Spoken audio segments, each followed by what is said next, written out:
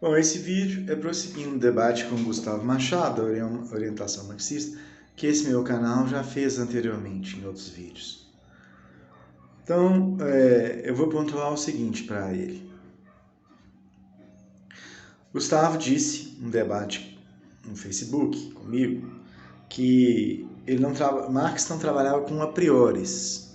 A teoria geral da história não tem um a priori, nem um método a priori. Só que Gustavo mesmo enuncia um a priori em outro vídeo. Ele diz: eu sou anti-stalinista até o fim, até o último fio de cabelo. Então,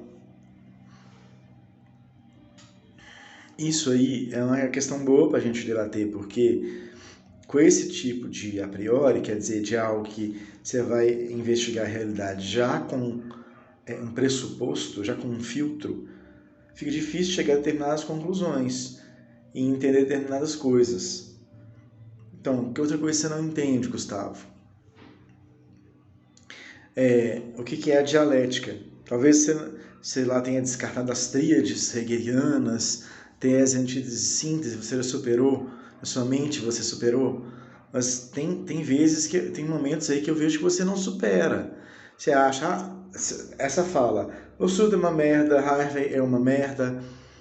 Esse tipo de consideração demonstra que você não entende o que é dialetizar. Dialetizar é superar conservando. Então, existe numa fala de um aluno um erro, eu dando aula, mas existe também um miolinho ali que se aproveita, uma questão que ele encaminha que é atual. Então, existem considerações que se aproveitam. Então, eu supero conservando. Então, eu corrijo o que está errado e dou um novo tratamento para essa questão, para essa consideração, em que eu faço uma síntese, entendeu? Assim, eu não simplesmente nego dessa forma aí, né, que você nega a obra do Harvey e a obra do Lossurdo. Isso domina que você não sabe que isso dá a entender que você não domina a dialética, você não sabe dialetizar, você não sabe usar esse método dialético, não. Sinto muito. E outra coisa, esse a priori com o qual você trabalha é muito complicado para um cientista trabalhar, porque atrapalha as conclusões onde você vai chegar. Então, trabalhar com o pressuposto de que eu sou anti-stalinista é que assim, minhas conclusões vão ser sempre desfavoráveis ao Stalin. Quaisquer fatos, quaisquer análises da realidade que se apresentar, eu já vou te dar a conclusão. E esse é um problema seríssimo nessa vertente toda que você segue, que é do Trotsky. Eu acho seríssimo. Numa análise materialista, a gente não pode seguir esse tipo de... Tem que ter uma flexibilidade de a priori. Não, eu acho muito errado. O que eu posso te explicar disso? Considerando assim, por que eu considero não Trotsky não um marxista, sim um marxiano, um cara que faz revisões. Então ele introduz desvios, deturpações. Deturpações é uma palavra tão pesada, né? Mas eu acho que é o caso mesmo. É não compreender e distorcer a teoria, então torna-se danosa, avacalhativa. O Trotsky avacalha com o marxismo-leninismo. Ele é, na melhor das hipóteses, um marxiano. Che Guevara falava que Trotsky era um cara que era revisionista. Che, numa conversa com Armando Hart, que é um revisionista que viveu a vida inteira em Cuba, ela deixou também uma filha que era militante trotskista, que faleceu por agora, a Célia Hart. Célia La Trotskera, que era o apelido, que mostra que os trotskistas são ativos em Cuba, não são proibidos. Na conversa com o Armando Hart, Che chamou o Trotsky de revisionista, junto com Khrushchev e outros, como Bernstein, lá do começo do século XX. E não é só isso que o Che fala, tem outro texto que o Che fala que os métodos dos trotskistas são errôneos e seus últimos anos obscuros. Che, então, assim, ainda é muito moderado para o que a gente poderia dizer do trotskismo, né? Fidel é mais incisivo. No começo dos anos 60 ele fala: trotskismo, instrumento vulgar do imperialismo. Então, eu não quero fazer o que você faz, passar uma tábula rasa nessa vertente, que mesmo sendo antimarxista, ainda é esquerda, em muitas das colocações. Então, existem colocações importantes dos trotskistas. Essa vertente que você está, Gustavo, que segue o Moreno, na Ruel Moreno, são os morenistas da Litkei, né? Ela tem uma má compreensão, aliás, todos os trotskistas têm, mas essa, quando ela fala do contexto internacional, mundial, da geopolítica, é evidente que ela não compreende o fenômeno do imperialismo. Essa vertente, ela dá com os burros na água mesmo. Muito ruim as análises. Ela não compreende o imperialismo, a sua natureza, as revoluções híbridas. Então, o que eu posso considerar aqui sobre... Agora vamos ao Trotsky, que é de onde vocês herdaram esse a priori anti-stalinista aí. O que são os grandes problemas no Leon Trotsky? Então, Leon Trotsky, ele foi, em grande parte da vida, um menchevique, quer dizer, um social-democrata que estava num partido de tendências, tipo PT.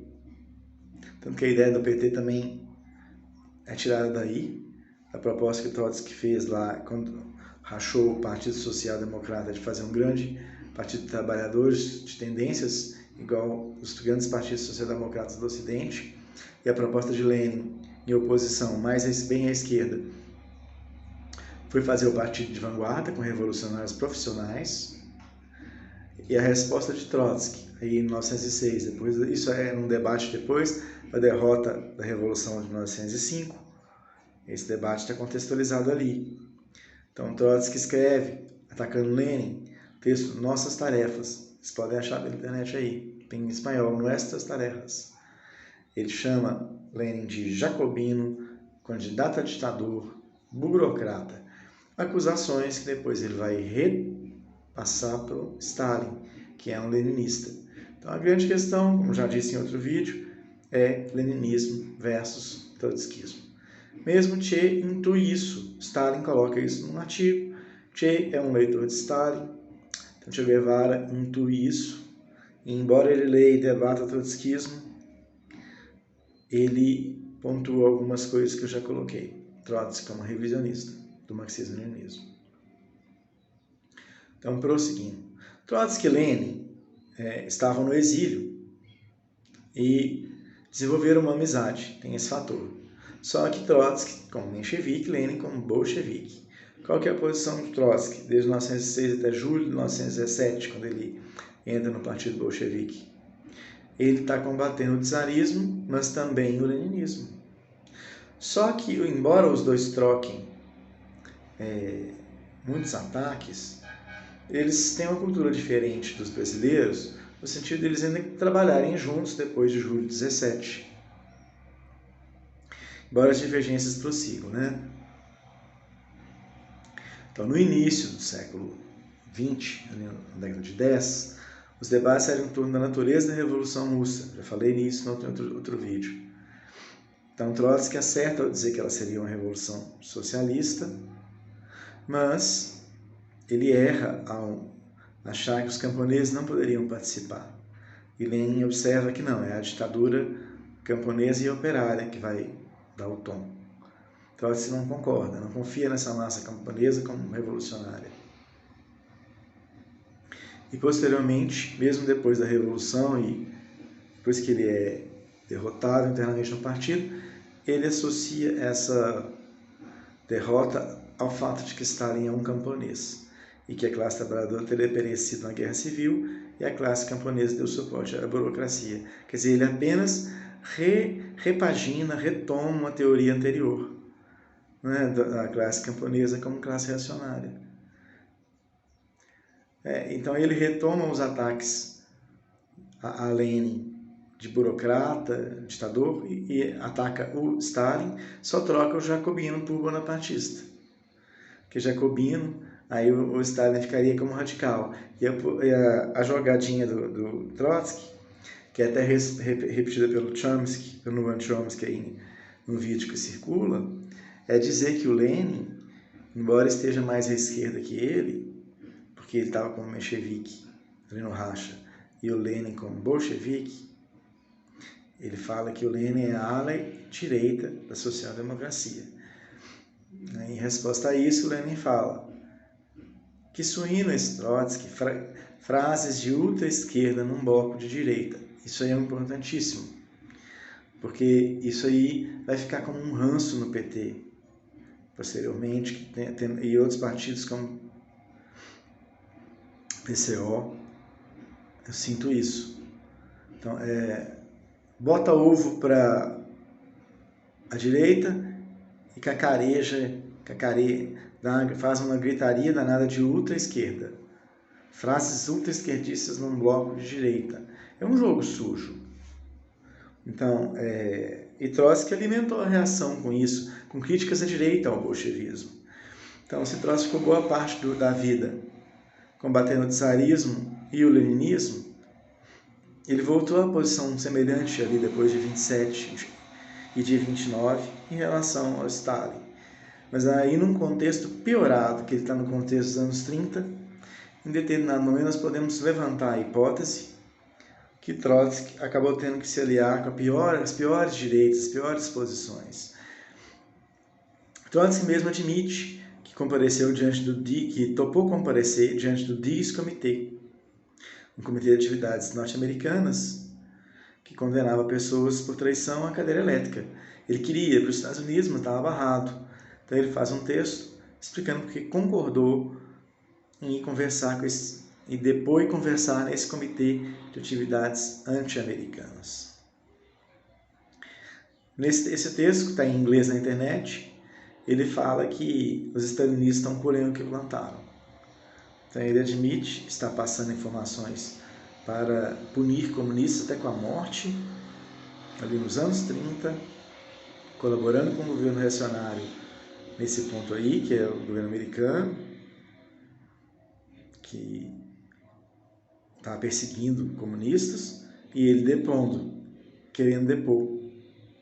Tem isso, tem a hipótese levantada pelo professor Grover Furr, que é a seguinte, que Trotsky considerou lá nos anos 30, secretamente, Stalin como um aliado tático.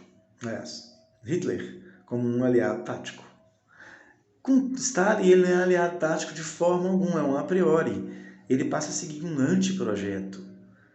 Então, se o partido e a comunista da Alemanha decide não apoiar os social-democratas, que isso seria abrir mão da revolução,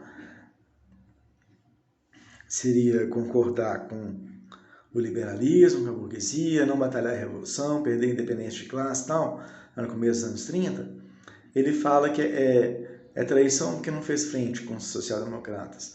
Aí depois na Espanha, que é uma situação bem mais deteriorada, aí ele já fala que aquela frente popular aí já não pode, aí já não é o momento, está errado. Mas aí virou um anteprojeto, um a priori anti-stalinista. Porque ali na Espanha, a Frente Popular das Forças de Esquerda era determinante, porque a oposição é o fascismo, e desde o início na Espanha a correlação de forças, quer dizer, os recursos e as forças que os governantes do Partido Republicano tinham eram frágeis em relação às forças do Franco, que estavam apoiadas militarmente por tropas e aviões do Hitler e do Franco, que interferiram ali diretamente naquela guerra. Então, assim, a correlação de forças exigia uma frente das forças de esquerda. Não era o momento ali, e Trotsky é intransigente nesse ponto, quer dizer, tornou-se um anteprojeto. Fala assim, eu sou a favor disso. Ah, não, eu sou contra. Contra por quê? Porque você foi a favor. Ah, aí não. Isso não é saber dialetizar, Gustavo.